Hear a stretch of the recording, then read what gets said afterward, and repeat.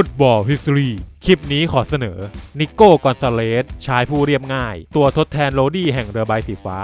เรียบง่ายไม่โดดเด่นไม่หวือหวาเป็นนักเตะปิดทองหลังพระคอยขับเคลื่อนแดนกลางทำให้เกมไหลลื่นเป็นเบอร์6โดยธรรมชาติและอาจจะคล้ายสเปคโรดี้มากที่สุดคนหนึ่งเลยก็ว่าได้นิโก้กอนซาเลสอิเกลเซียสเกิดวันที่3 มกราคม 2002ในเมืองอาโกลุญญาแคว้นกาลิเซียซึ่งเป็นแคว้นที่ปกครองตนเองอยู่ทางภาคตะวันตกเฉียงเหนือของประเทศสเปนทั้งเป็นลูกชายแท้ๆของอดีตตำนานมิดฟิลด์อย่างฟรานซ์กอนซาเลสกัปตันทีมของเดปอร์ติโวลาคอลุญญาชุดยิ่งใหญ่ที่คว้าแชมป์ลีกสูงสุดเมื่อปี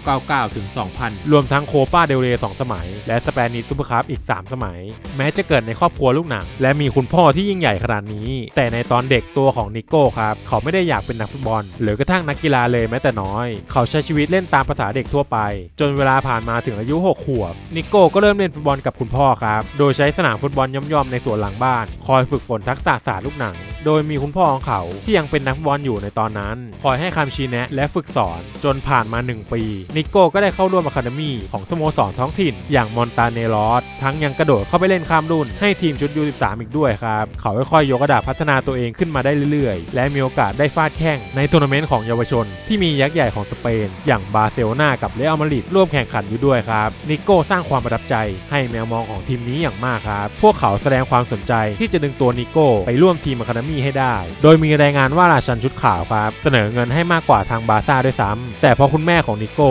ชื่นชอบบาร์เซโลนามาตั้งแต่ไหนแต่ไรเขาจึงเลือกเดินเข้าสู่ลามาเซียในปี 2013 แล้วพอมาศูนย์ฝึกที่ดีที่สุดแห่งหนึ่งของโลกเขากลายเป็นนักเตะตำแหน่งเบอร์6แบบธรรมชาติเรียกง่ายๆว่านับตั้งแต่ย้ายมาจากทีมท้องถิ่นนิโก้ถูกจับมาฝึกเล่นตำแหน่งนี้โดยเฉพาะทันทีครับที่ศูนย์ฝึกลามาเซียจากการลงความเห็นของทีมโค้ชเยาวชนโดยที่ตัวเขาเองก็ยังไม่รู้ด้วยซ้ำว่าเหมาะกับตำแหน่งนี้ซึ่งเขาก็เคยออกมาพูดครับว่ามีเนต้าเป็นไอดอลแต่พอถูกจับมาเล่นตัวรับอย่างน้อยเขาก็ขอยกบุสเกตเป็นแบบอย่างก็ได้ทั้งยังถูกวางให้เป็นตัวแทนของบุสเกตในอนาคตอีกด้วยโดยมีเพื่อนร่วมทีมเยาวชนอย่างกาบี้และเปดีที่จะขึ้นมาสานต่อตำนานกองกลางสามเหลี่ยมทองคำของสโมสรเขายกระดับตัวเองแบบก้าวกระโดดขึ้นมาเติบโตอย่างรวดเร็วจนได้โอกาสกับทีมสำรองครั้งแรกในวัย17 ปีแล้วเขาก็ถูกส่งลงสนามมากขึ้นจนยึดตำแหน่งตัวจริงให้ทีมสำรองได้โดยลงสนามไป27 นัดทำได้2 แอสซิสต์เขามีทักษะกองกลางในระดับพรสวรรค์ครับเลี้ยงบอลได้เอาตัวรอดในที่แคบได้มีความแข็งแกร่งโดยมีสิ่งที่สำคัญที่สุดและแตกต่างจากเด็กคนอื่นๆในรุ่นเดียวกันคือความสูงครับเขาสูงถึง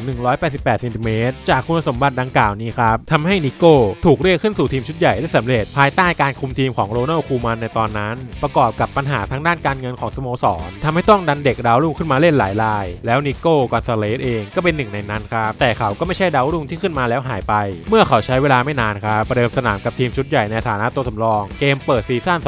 2021-2022 นัดที่เจอกับเรอัลโซซิดาดแล้วก็กลายเป็นนักเตะตัวจริงขาประจำและถูกดันขึ้นไปเล่นเกมลุกมากกว่าปกติด้วยเขายืนสูงกว่าบุสเกตที่ยังไม่เลิกเล่นในตอนนั้นครับพร้อมเบิกประตูแรกกับบาร์เซโลนาในเกมที่บุกไปเสมอโอซาซูน่า 2-2 เดือนธันวาคมปี 2021 หลังจากนั้นสัปดาห์ต่อมาเขากลายเป็นฮีโร่ที่ยิงประตูชัยในช่วง10 นาทีสุดท้ายได้เกมที่ชนะเอลเช่ 3-2 ทั้งที่นำก่อน 2-0 นิโก้มีสถิติที่น่าสนใจเลยทีเดียวครับโดยสถิติจ่ายบอลสำเร็จถึง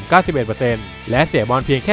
13% ในการลงเล่นทุกนัดทุกรายการในซีซั่นนั้นของเขาและแม้ว่าจะมีการเปลี่ยนแปลงกุญซือของสโมสรจากคูมันมาเป็นชาบีเอนันเดสนิโก้ก็ยังได้รับโอกาสลงสนามอย่างต่อเนื่องมาเรื่อยๆครับแต่หลังจากนั้นผ่านมาไม่นานทางสโมสรก็มีการเปลี่ยนแปลงอะไรหลายๆอย่างทั้งมีบุสเกตที่ยังไม่เลิกเล่นและเดยองที่รับค่าเหนื่อยมหาศาลและมีดีกรีคล้ำคอทำให้นิโก้ที่แม้ว่าจะเริ่มต้นกับบาร์ซ่าแล้วทำได้ดีมากๆถูกปล่อยไปเล่นแบบยืมตัวที่บาเลนเซียในฤดูกาล 2022-2023 เขาย้ายไปสั่งสมประสบการณ์โดยที่ไม่มีออปชั่นซื้อขาดภายใต้การคุมทีมของเจเนโร กาตูโซอีกทั้งได้เล่นในตำแหน่งเบอร์ 6 ตามที่เติบโตมาจากอะคาเดมี่และได้เล่นเลยทันทีครับตั้งแต่นัดแรกที่ย้ายมาเขาเป็นนักเตะที่มีวิสัยทัศน์ในการอ่านเกมตรงกลางสนามได้ดีมีการสแกนผู้เล่นตรงข้ามตลอดเวลาคอยคุมจังหวะของเกมเล่นได้หลากหลายตำแหน่งในแผงมิดฟิลด์และสามารถสอดขึ้นไปเป็นทางเลือกในเกมลุกได้ดีอีกด้วยแต่ผ่านมาถึงช่วงเดือนธันวาคมเขามีอาการบาดเจ็บข้อเท้าครับส่งผลให้ต้องพักยาวถึง3 เดือนแต่ถึงกระนั้นครับเมื่อเขาหายเจ็บกลับมาเขาเร่งฟอร์มกลับขึ้นมาได้อย่างแข็งแกร่งในช่วงครึ่งฤดูกาลหลังกับบาเลนเซียแล้วพอจบฤดูกาลเขากลับมาที่บาร์เซโลนาครับและแม้ว่าบุสเกตจะย้ายไปเล่นที่สหรัฐอเมริกาแล้วแต่กุนซือชาบีก็ยังไม่เลือกใช้งานเขาครับโดยหันไปดึงตัวโอริโอ นโรเมลูมาเล่นตำแหน่งตัวรับแทนนั่นทำให้นิโก้ไม่มีที่ว่างในทีมแล้วก็เป็นทางด้าน FC Porto ครับที่จัดการคว้าตัวเขาไปร่วมทีมด้วยค่าตัว10 ล้านยูโรพร้อมมีออปชั่นซื้อกลับในอนาคตนิโก้เปิดเผยครับหลังจากที่ย้ายมา FC Porto เขายอมรับว่าเป็นนักเตะที่ดีขึ้นมากในช่วง2ฤดูกาลหลังที่ได้ลงสนามอย่างต่อเนื่องและกำลังอยู่ในช่วงพัฒนาพร้อมที่จะเป็นกำลังหลักและคนสำคัญที่จะช่วยยกระดับให้ทีมได้แน่นอนแต่อย่างไรก็ตามครับนิโก้ก็ไม่ได้เริ่มต้นสวยงามในลีกฝอยทองเขาประสบกับความยากลำบากในการปรับตัวช่วงแรกแต่พอผ่านเข้าสู่หน้าหนาวมกราคม 2024 เขาก็ยึดตำแหน่งตัวจริงของปอร์โตได้อย่างถาวรเมื่อเข้าอายุได้21 ปีเขาสั่งสมประสบการณ์ในลีกระดับสูงพอสมควรแล้วครับลงสนามให้ FC Porto ไปทั้งหมด68 นัดทำได้9 ประตู 9 แอสซิสต์และมีผลงานที่ดีมากๆจนได้ย้ายมาแมนซิตี้ด้วยค่าตัว60 ล้านยูโรโดยสถิติเด่นๆในช่วงครึ่งฤดูกาลแรก 2024-2025 ก่อนที่จะย้ายมาแมนซิตี้เขามีสถิติแย่งบอลสำเร็จ 55.9% ชนะการโดนตัว 47.9% ชนะการดวลกลางอากาศ